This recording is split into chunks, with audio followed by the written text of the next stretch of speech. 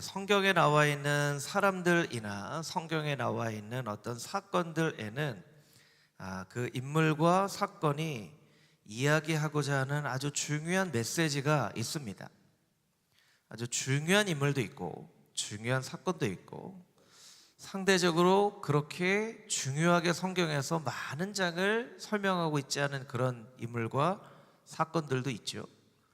그런데 그 한 인물 한 사건마다는 반드시 메시지가 있습니다. 반드시 메시지가 있어요. 그러니까 오늘 우리가 살펴볼 오벳 에돔의 집에 임한 축복. 오벳 에돔이라는 사람도 우리가 말씀을 읽을 때 그냥 복이 임했다 이렇게 여러분 생각하시고 넘어가실 것이 아니라 이 사람을 통하여서 하나님께서 말씀하시고자 하는 메시지가 무엇일까 이렇게 여러분들이 관심을 갖고 보셔야 한다라는 것이죠. 이 오벳 에돔은요, 사실은 오벳 에돔이라는 사람이 어떤 사람인지도 나와 있지 않아요. 그냥 오벳 에돔의 집에 복을 주셨다. 오벳 에돔의 집에 복을 주셨다는 거예요. 그 이유는 여호와의 법궤가 3개월 동안 그 집에 있었기 때문이다 라는 것이죠. 그러니까 얼마나 참 세상 사람들 얘기로 좀 표현하면 참 얼마나 운이 좋은 사람인가 모르겠어요. 이 사람이 뭘 잘했다 이런 구절도 없어요. 뭘 잘했기 때문에, 어떤 헌신을 했기 때문에 뭐 하나님의 이런 복이 임했다 이것도 아니에요. 그냥 여호와의 법궤가 오벳 에돔의 집에 있었기 때문에 여호와의 모든 복을 오벳 에돔의 집에 주셨다라는 거예요. 더군다나 여러분 11절 말씀 보면 이 사람이 가드 사람이에요. 가드 사람, 이스라엘 사람이 아니라는 거예요. 가드는 블레셋의 5 그 도시 국가 중에 하나가 가드죠. 가사라고 되어 있는 것은 이제 조금 위치는 다르지만 지금 이제 가자 지구 할 때 이제 그 가자가 가사 이거예요. 지역은 좀 다릅니다. 조금 지도를 여러분들에게 보시고 조금 설명을 드리면 좋을 것 같은데, 지도를 좀 보여주시면, 이게 큰 지도가 아니고, 큰 지도는 이게 지명이 조그맣게 나와서 말씀을 드리면, 이제 오른쪽 중간에 예루살렘이 있죠. 예루살렘이 있어요. 밑에가 사해이고 저 위에가, 그 사이가 이제 요단강입니다. 요단강. 이렇게 돼 있죠. 예루살렘이 이렇게 돼 있는데 실로와 길갈에 있었던, 또 실로에 있었던 여호와의 법궤가 이렇게 그 사무엘상 4장에 이스라엘 백성들이 전쟁을 할 때 법궤를 가지고 갔다가 빼앗기죠.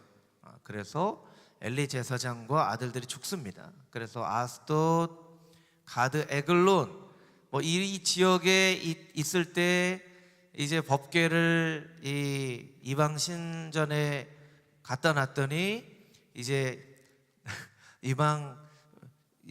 하나님께서 이방 신상을 이렇게 그 무너뜨리는 그런 일들이 일어났죠.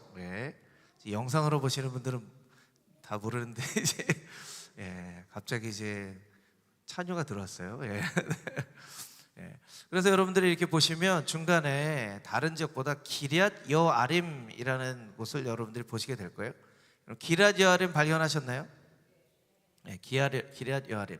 기럇 여아림은 바알레 유다라고도 하는 곳인데요. 이곳에 이제 20년 동안, 사실은 20년이 아니라 지금 법궤가 올라오는 기간 동안 합치면 한 30년 가까이 되는 그 기간 동안 기럇 여아림에 있었죠. 기럇 여아림은 어떤 곳인가? 이게 굉장히 사실 성경을 보면 굉장히 헷갈립니다. 기럇 여아림은 원래 기브온 사람의 도시예요. 기브온은 어떤 곳이냐면 여호수아서에 보면 이스라엘 사람들을 굉장히 두려워하는 이 사람들이 먼 곳에서 오는 것처럼 해서 우리를 멸망시키지 마십시오 해서 여호수아가 화친을 맺고 이 사람들을 멸망시키지 않고자 한 그 사람들이에요. 그것이 이제 기럇 여아림이죠. 기럇 여아림에서 예루살렘으로 올라오는 그 사이에 이제 오벳 에돔의 집이 있을 것이다 라는 하는 것이죠. 지형상으로 보면 한 11km 정도 떨어진 곳이라고 해요. 그러니까 예루살렘에서 굉장히 가까운 곳이에요. 예루살렘 안에, 이스라엘 안에는 있었지만 이 사람은 어떻게 된 일인지 가드 사람이었고요. 이 사람이 무슨 행동을 했는지가 잘 나와 있지 않지만 그 사람의 집에 하나님께서 복을 주셨어요. 어떤 복을 주셨냐면 그의 온 집에 복을 주셨어요. 이 11절 말씀에 온 집에 복을 주셨다라고 할 때, 이제 온이라는 말은 우리나라 한 단어지만 하나님의 모든 형통한 복을 말하는 거예요.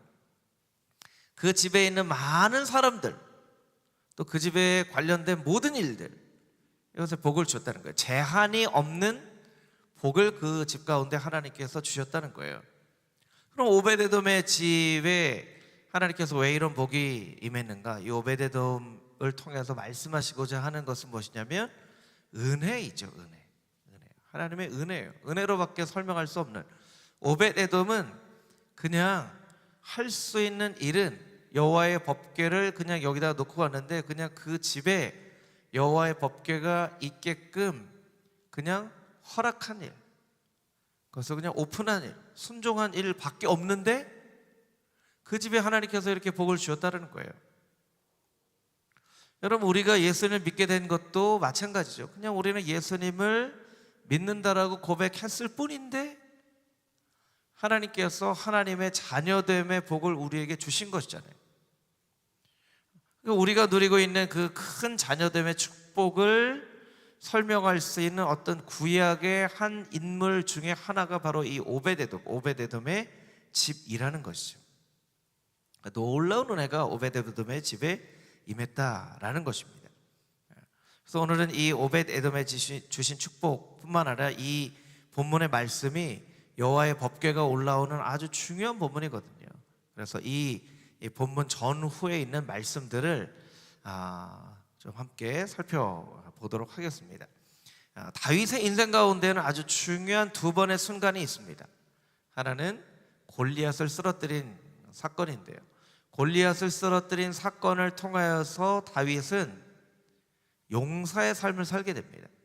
또 하나의 중요한 사건이 있는데, 법궤가 기랏 여아림이라고 하는 곳에서 예루살렘으로 올라오게 된 사건이에요. 이것을 통해서 다윗은 예배자로서의 삶을 살게 됩니다. 용사의 삶과 예배자의 삶이 있는데, 한 번은 골리앗을, 한 번은 법궤가 올라오는 이 사건이 있었다는 것이죠. 이 사건이 일어나는 아주 중요한 본문의 말씀이 이 사무엘하 6장에 있는 말씀이라는 거예요. 오늘 우리가 읽은 본문의 말씀에 앞구절에 있는 사무엘하 6장 1절, 2절 말씀을 우리 같이 다시 한번 읽어보도록 하겠습니다. 사무엘하 6장 1절, 2절 말씀입니다. 시작.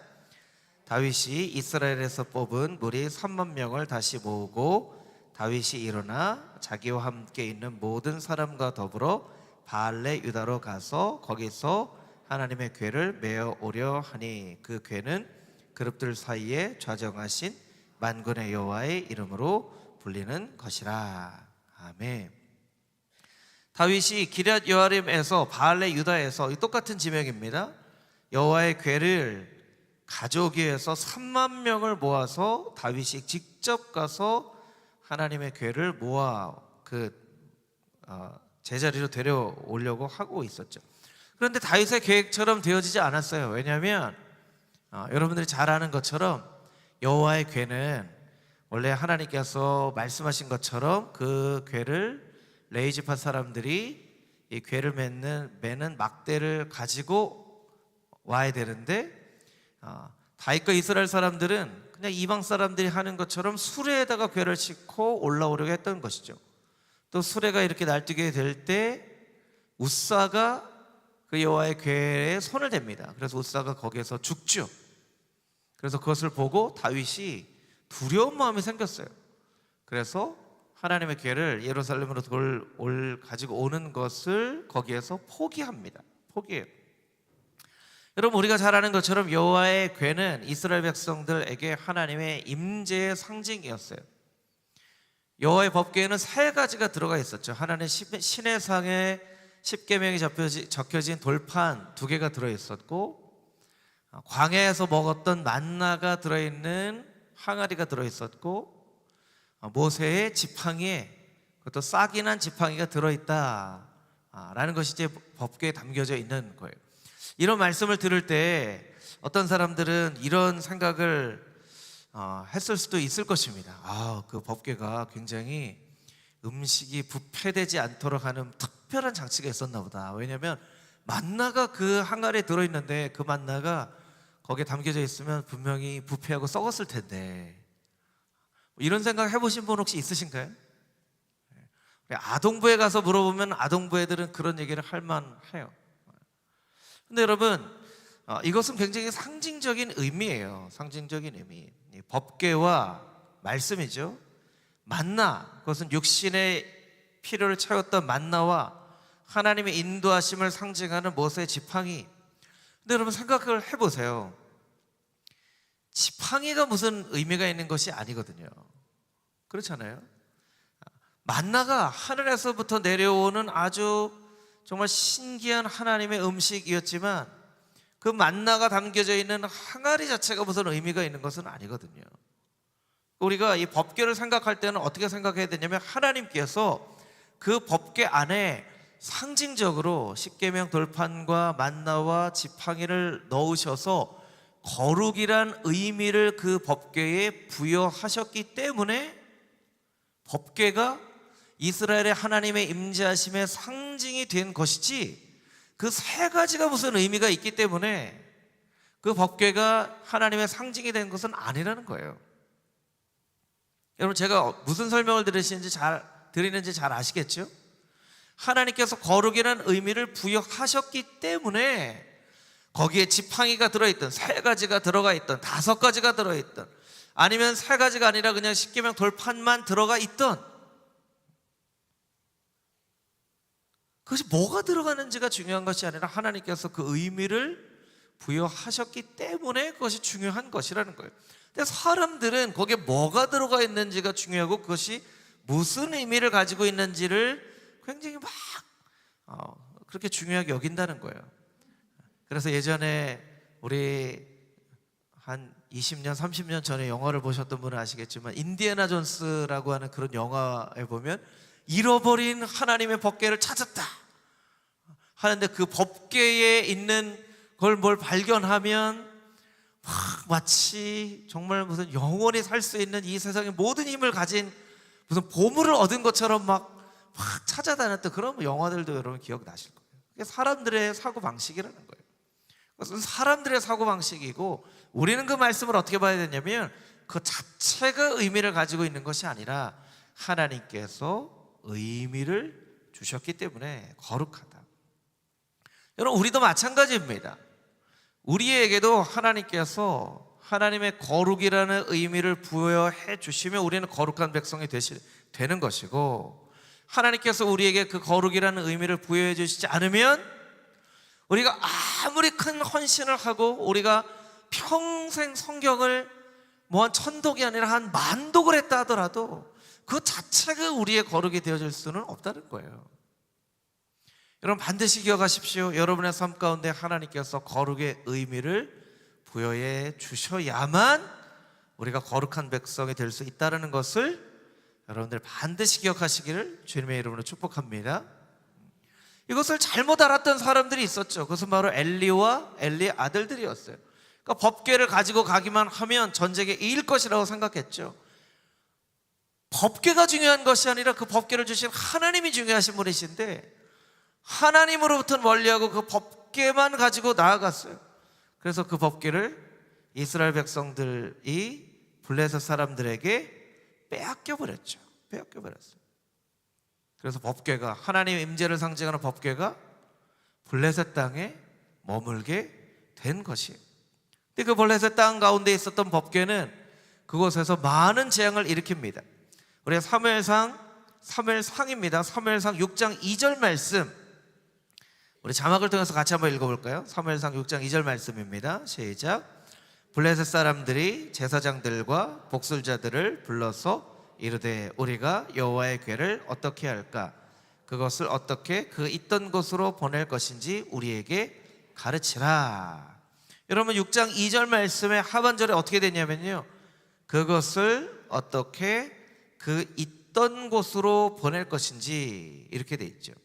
이 사무엘상 6장 2절을 우리말 성경으로 보면 우리말 성경에는 이 6장 2절 말씀을 이렇게 설명을 합니다. 우리가 그것을 어떤 식으로 제자리로 돌려보내야 할지 알려주십시오. 제자리로 돌려보내야 될지 알려주십시오 라고 이야기를 하고 있다는 거예요. 여러분, 이 제자리라는 이 단어가 너무나도 중요합니다. 여호와의 법궤는 제자리에 있어야 돼요. 여러분, 심장이 어디 있죠? 심장이 몸의 중심에 있죠.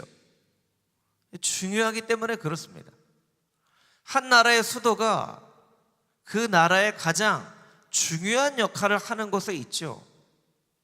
주로 이제 중심부에 수도가 있게 되는데, 그래서 수도는 중심에 있고 심장도 몸의 중심에 있는 것처럼 하나님의 법궤는 이스라엘의 중심에 있었어야 되는 거예요.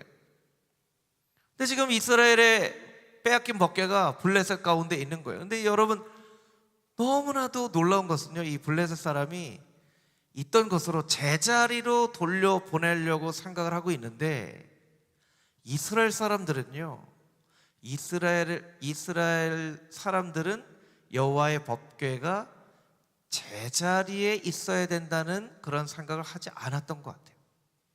사무엘상 7장 1절 2절 말씀입니다. 우리 자막으로 같이 한번 읽어보겠습니다. 시작. 기럇 여아림 사람들이 와서 여호와의 궤를 옮겨 산에 사는 아비나답의 집에 들여놓고 그의 아들 엘리야사를 거룩하게 구별하여 여호와의 궤를 지키게 하였더니 궤가 기럇 여아림에 들어간 날부터 20년 동안 오래 있은지라 이스라엘 온 족속이 여호와를 사모하니라. 아멘. 여러분, 블레셋 사람들은요, 여호와의 궤를 이 수레에 싣고 그 궤를 보내요. 이스라엘 백성에게 가기로 보냅니다. 그 마음은 제자리로 가라 하는 거죠. 그 소가 이 여호와의 법궤를 실은 수레를 실은 소가 이스라엘로 이렇게 들어와요. 그러면 여러분, 이스라엘 백성이 당연히 어떻게 해야 되는 것이죠? 그 여호와의 법궤를 보면서 그 법궤를 원래 있던 곳으로 옮겨가야죠. 여러분, 여호와의 법궤는요, 실로라는 곳에 있었어요. 실로는 이제 이스라엘 백성들이 이스라엘에 정착을 하고 나서 성막을 만들어 놓은 곳이고, 그곳에서 하나님께 제사를 하고 예배를 드렸고 사무엘을 중심으로 모였던 곳이 바로 실로예요. 그래서 여호와의 법궤가 실로에 있었단 말이에요. 근데 이스라엘 백성들이 여호와의 법궤를 실로로 옮길 생각을 안 하고 자막을 통해서 다시 한번 7장 1절 말씀 보면 산에 사는 아비나답의 집에 그냥 이렇게 누웠어요. 아비나답의 집에 누웠어요. 자, 여기서 우리가 한번 좀 생각을 해볼 필요가 있겠죠. 이스라엘 사람들이 왜 이 법궤가 이스라엘로 들어오는 것을 보고 이제 법궤가 블레셋으로부터 이스라엘에 들어왔으니까 이제 실로에 옮겨놔야지 라고 생각하지 않고 왜 아비나답의 집에 갖다 놓았을까요? 어디 있었는지 몰랐기 때문에 거기다 놓았을까요? 여러분, 이스라엘 백성들이 여호와의 법궤가 어디에 있어야만 하는지 알았을까요? 몰랐을까요? 알았을까요? 몰랐을까요? 알았을 거예요.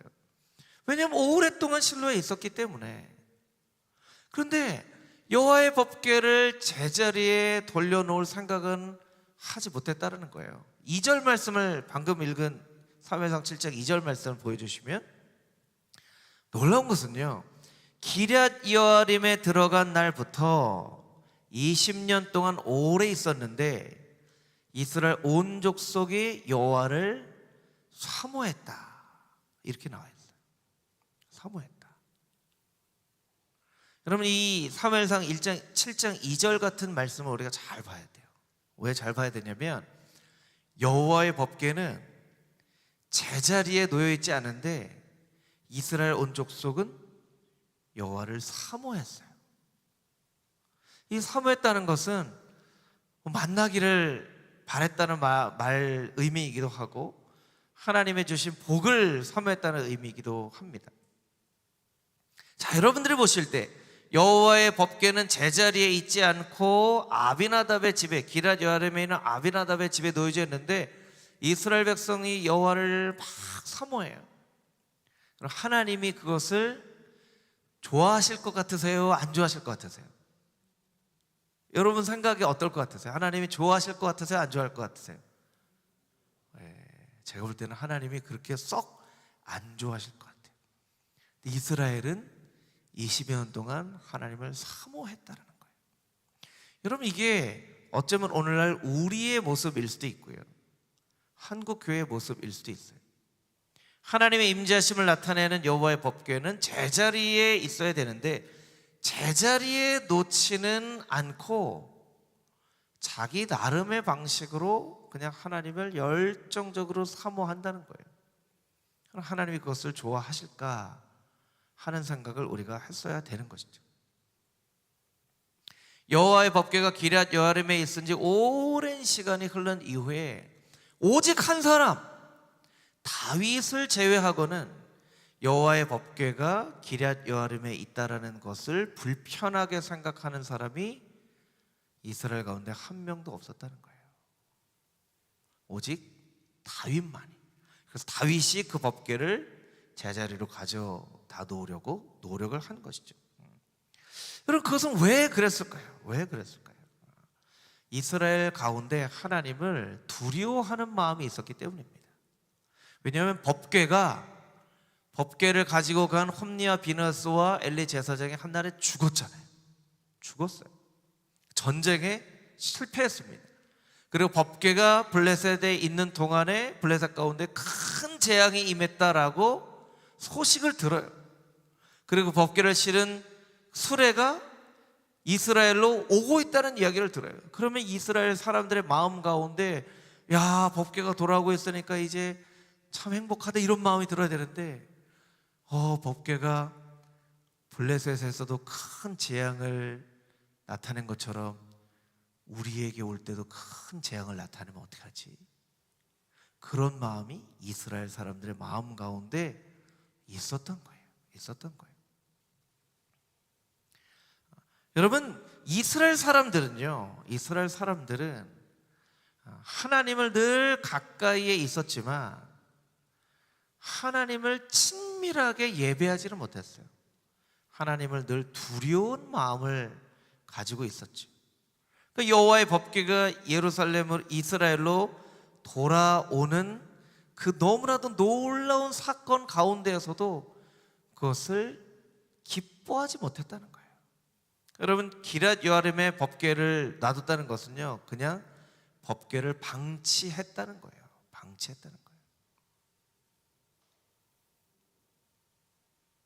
여러분, 우리가 이 말씀을 보면서 우리 스스로에게 하나님은 내 마음의 중심에 계신가? 하나님의 말씀은 우리의 마음의 제자리에 놓여져 있는가? 예배는 우리의 삶의 중심에 놓여져 있는가? 이런 질문들을 우리가 해볼 필요가 있다는 것이죠. 여러분, 예수님은 여러분의 마음 한가운데 왕으로 좌정하고 계십니까? 여러분, 하나님의 말씀은 여러분의 인생 가운데, 여러분의 시간 가운데 중심에 놓여져 있습니까? 예배는 여러분의 삶 가운데 가장 중요한 위치를 차지하고 있습니까? 이런 질문들을 해봐야 돼요, 우리가. 그렇지 않고 여호와의 법궤는 제자리에 놓여있지 않은 채 우리가 그냥 나 나름대로 열심만을 가지고 그냥 이스라엘 백성처럼 하나님을 사모하고 있지는 않은지, 우리 스스로의 모습을 돌이켜볼 필요가 있다는 거예요. 그래서 오늘 본문의 말씀을 통하여서 우리에게 꼭 질문해야 될 한 가지 질문은, 하나님 말씀은, 예배는, 예수님은 우리 인생의 제자리에 중심에 놓여져 있는가? 이 질문을 우리가 꼭 해볼 필요가 있다는 것이죠. 하나님의 말씀이, 예배가 여러분의 인생에, 여러분의 삶에 제자리에 중심에 놓여져 있게 되기를 주님의 이름으로 축복합니다. 아멘. 오늘 읽은 말씀, 우리 11절부터 15절까지 있는 말씀 우리 다시 한번 같이 읽어보도록 하겠습니다. 11절부터 15절까지 있는 말씀입니다. 시작. 여호와의 궤가 가드 사람 오베데돔의 집에 석 달 있었는데 여호와께서 오베데돔과 그의 온 집에 복을 주시니라. 어떤 사람이 다윗 왕에게 아뢰어 이르되 여호와께서 하나님의 궤로 말미암아 오베데돔의 집과 그의 모든 소유에 복을 주셨다 한지라. 다윗이 가서 하나님의 궤를 기쁨으로 메고 오벳에돔의 집에서 다윗성으로 올라갈새 여호와의 궤를 맨 사람들이 6걸음 가매 다윗이 소와 살진 송아지로 제사를 드리고 다윗이 여호와 앞에서 힘을 다하여 춤을 추는데 그때에 다윗이 배 에봇을 입었더라. 다윗이 온 이스라엘 족속이 즐거워 환호하며 나팔을 불고 여호와의 궤를 메어 오니라. 아멘. 우리가 잘 아는 것처럼 다윗은 평생 위험 속에서 살았습니다. 어릴 때는 사자와 곰의 위험으로부터 양을 지키는 그런 목자의 삶을 살았죠. 어릴 때는. 소년이 되면서부터 자기 인생에 대해서 생각을 할 겨를도 없이 골리앗을 이겨버려요. 이게 사실은 다윗의 인생 가운데 너무나 놀라운 사건이기도 하지만 사실은 너무나 어릴 때 무슨 의미인지도 조차 모를 때 골리앗을 이겼기 때문에 다윗은 자신의 선택과 상관없이 전사로 인정을 받아서 많은 전쟁을 참여를 하게 됩니다. 그리고 사울왕은 자기를 죽이려고 했죠. 블레셋과 아말렉과 주변의 많은 적과 싸우는 그런 삶을 평생 살았어야만 했어요. 여러분, 그런데 시편을 보면요, 다윗은요, 아유 내가 위험에 있기 때문에 난 너무나 불행하고, 아유 나는 위험에 있기 때문에 나는 너무나 불안하고, 나는 정말 미치겠다, 이렇게만 고백한 게 아니에요. 그런 위험 가운데서도 다윗은 늘 기쁨 가운데 살려고 애쓴 사람이에요. 우리가 잘 아는 것처럼 시편 23편 말씀 어떤 구절이 있죠? 내가 사망의 음침한 골짜기로 다닐지라도 해를 두려워한다고요? 두려워하지 않을 것은 왜 해를 두려워하지 않아요? 주께서 나와 함께 하시기 때문이다. 이런 사망의 음침한 골짜기로 다녔어요, 다윗은요. 그런데도 내가 그 해를 두려워하지 않는 것은 주께서 나와 함께 하시기 때문이다. 시편 26편 같은 말씀에는 내가 하나님을 앞에 모시며 살기 때문에 나는 요동치지 않을 것이다, 이렇게 다윗은 고백을 하고 있다는 거예요. 너무나 위험 가운데 살았는데, 평생을 위험 가운데 살았는데도 다윗은 해를 두려워하지 아니할 것을 하고 고백을 했어요. 이스라엘은 정반대로 살았어요. 여러분, 이스라엘은요 하나님과 늘 가까이 살 수 있는 충분한 기회가 있었습니다. 충분한 기회가 있었어요. 근데 이스라엘은요 늘 하나님과 적당한 거리를 두고 살려고 했었어요. 가끔가다 특별한 일이 있을 때에는 하나님을 기쁨으로 예배하기도 했지만, 역사를 이렇게 쭉 보면요 이스라엘 백성들이 하나님을 기뻐했다라고 표현하는 구절들이 그렇게 많지는 않아요. 대신에 이스라엘은 늘 하나님을 두려워하면서 살았죠. 두려움이라는 것 자체가 반드시 잘못된 것은 아니지만, 여러분 우리의 삶 가운데도 두려움이 필요합니다. 그런데 우리의 삶 가운데 두려움은요 우리의 기쁨과 평안과 잘 조화를 이루어야 돼요. 이스라엘은요 기쁨이 빠져버린 두려움으로만 하나님을 바라봤어요. 가장 슬픈 일은요 그런 삶에 이스라엘이 그럭저럭 만족하면서 살았다는 거예요. 여러분, 우리의 마음 가운데도 하나님으로 인하여서 기쁜 마음도 있을 수 있고, 하나님으로 인하여서 두려운 마음도 있을 수 있습니다. 여러분, 우리가 하나님을 두려워하기만 한다면 그것은 이스라엘처럼 잘못된 삶을 살아갈 그런 모습이라는 거예요. 하나님은요 우리가 하나님으로 인하여서 기뻐하며 살기를 원하신다는 거예요. 여러분, 여러분의 자녀가 여러분 때문에 기쁜 걸 원하시지, 여러분의 자녀가 여러분 때문에 두려워하는 것을 여러분 원하시지는 않죠. 물론 부모로서 자녀들이 예의 없게 행동을 하거나 부모님을 잘 공경하지 못하는 것, 그것은 자녀들에게 가르쳐야 할 일이지만, 자녀가 아무리 잘해도 그 자녀가 부모님 때문에 기뻐하는 것을 그 부모님은 원하신다는 거예요. 여러분이 한번 여러분 스스로의 모습을 한번 돌이켜 보셨으면 좋겠어요. 여러분은 다윗과 같은 모습으로 살고 있는지, 이스라엘과 같은 삶으로 살고 있는지, 나는 하나님을 두려워하기만 하고 있지는 않은가, 내 마음 가운데 다윗과 같은 기쁨이 그 마음 가운데 있는가, 여러분 스스로에게 한번 이렇게 물어볼 수 있었으면 좋겠습니다. 여러분, 다윗은요, 여호와의 법궤가 예루살렘으로 올라오는데 춤을 춥니다. 골리앗을 이겼을 때도 다윗은 춤추지 않았어요. 이스라엘의 왕이 될 때도 춤추지 않았어요. 근데 여호와의 법궤가 예루살렘으로 올라올 때 다윗은 춤을 춥니다.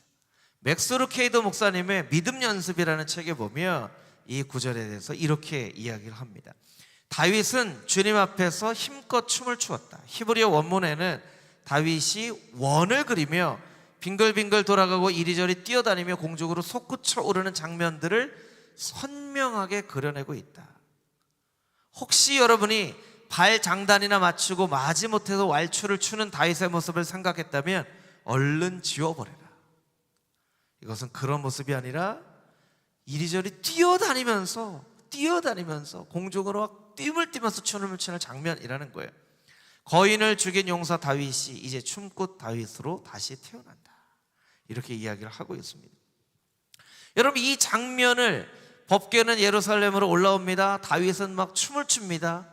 이 장면을 본 이스라엘 사람들의 마음은 어땠을까요? 이스라엘 사람들의 마음이 기뻤을까요? 아니면 좀 걱정이 됐을까요? 여러분, 이스라엘 사람들의 마음 가운데 든 첫 번째 생각은요, 사실은 걱정이었어요. 왜냐하면 3개월 전에 우사가 죽었거든요. 그리고 여호와의 법궤가 이미 20년 훨씬 전에 기럇 여아림에 있었거든요. 그 이스라엘 백성들의 마음 가운데는 어떤 마음이 있었냐면, 그냥 거기에 오랫동안 있었는데 그냥 거기 있게 하면 안 되나, 이런 마음이 들 수도 있고요. 아니, 3개월 전에 3만 명이나 되는 군사를 가지고 법궤를 올려오려고 했는데 우사가 그 자리에서 죽었잖아. 저렇게 다윗이 저렇게 춤을 춰도 될까? 저거 경건한 모습이 아닌데, 거룩한 모습이 아닌데. 아니, 우사는 이렇게 손만 대는데 죽었는데 저러다 다윗도 죽는 거 아니야?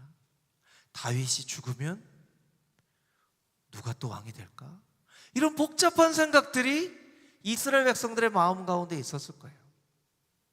그런데 여호와의 법궤가 올라오고 6걸음 올라올 때마다 제사를 지내고, 여러분, 다윗이 어떻게 춤을 췄는지 여러분 본문의 말씀을 보면요, 너무나 놀랍습니다. 12절 말씀을, 본문 말씀 다시 한번 보여주시면 12절 말씀에 하반절에 이런 구절이 있죠. 다윗이 가서 하나님의 궤를 기쁨으로 메고 오베데돔의 집에서 다윗성으로 올라갈 때 기쁨으로 메고 올라갑니다. 14절 말씀 보여주십시오. 14절에 보면 다윗이 여호와 앞에서 힘을 다하여 춤을 추는데, 다윗이 어떻게 춤추고 있다고요? 힘을 다하여서 춤을 추고 있어요. 그러니까 다윗이요, 흥이 나서 기뻐서 춤을 추는 모습도 있었지만, 여러분, 우리의 마음 가운데 기쁨과 흥은요, 조금만 지나면 사라져요. 여러분, 교회 일도 마찬가지입니다. 맡겨진 사명도 마찬가지입니다. 사명이 막 재미있을 때가 있어요. 기쁠 때가 있어요. 근데 기쁘고 재미있게 하는 일은요, 그렇게 영원토록 지속되어지지 않아요. 그럼 나에게 맡겨주신 그 일이 내가 처음에 헌신했을 때만큼 기쁨과 그런 마음이 없을 때 우리는 어떻게 했죠? 다윗처럼 섬겨야 되는 거예요. 힘을 다하여 섬겨야 되는 거예요. 힘을 다하여 그 일을 감당했던 것이죠. 여러분, 이스라엘과 다윗의 차이는 어떤 차이가 있었을까요? 다윗은 하나님을 경험으로 알았어요. 이스라엘은 하나님을 지식으로 알았어요. 하나님을 경험으로 아는 것과 지식으로 아는 것의 차이를 이야기해 주고 있어요. 지식으로 아는 사람은요, 먼저 두려워합니다. 두려워해요. 경험으로 아는 사람은요, 두려워하지 않아요. 이미 경험으로 알고 있기 때문에. 이스라엘은 하나님을 지식으로 알고 있었고, 다윗은 하나님 무엇을 좋아하시는지 경험으로 알고 있었어요. 그것은 평생 다윗이 목자로 했을 때, 용사로 했을 때, 도망자로 사울의 칼과 창을 피해서 다닐 때 하나님께서 그 매 순간순간에 하나님과의 교제를 통해서 다윗에게 알려주신 거예요. 그러니까 다윗은 아무것도, 옷이 흘러나가는 것도 다윗을 막을 수 없을 정도로 하나님을 전심으로 예배를 할 수 있었던 것이고요. 이스라엘 백성들은 주저하고 조심하고, 이게 이렇게 되는 게 맞나? 이게 저렇게 되는 게 맞나? 이렇게 생각하면서 다윗을 지켜보고 있었던 거예요. 여러분, 매일매일의 삶 가운데 말씀과 기도를 통하여 하나님의 선하심을 맛보아하는, 경험을 통해서 아는 하나님의 거룩한 백성들이 다 되시기를 주님의 이름으로 축복합니다. 그러면 누가 가르쳐주지 않아도요, 하나님께 어떻게 예배를 해야 되는지, 하나님께 어떻게 기도를 해야 되는지, 하나님께 어떻게 말씀으로 동행을 해야 되는지 깨달아 알게 돼요. 그런데 지식으로 알면요, 늘 이걸 이렇게 해야 될까? 이걸 저렇게 해야 될까? 이게 맞을까? 저렇게 하다 큰일 나는 거 아니야? 자꾸 머릿속으로 생각을 하고 판단을 하게 된다는 거예요. 저는 금호중앙교회 모든 성도님들이 다윗처럼 경험을 통하여 하나님을 알아가는, 그래서 날마다 하나님을 큰 기쁨으로 예배하는 하나님의 거룩한 백성들이 다 되시기를 주님의 이름으로 축복합니다. 할렐루야, 아멘. 함께 기도하겠습니다.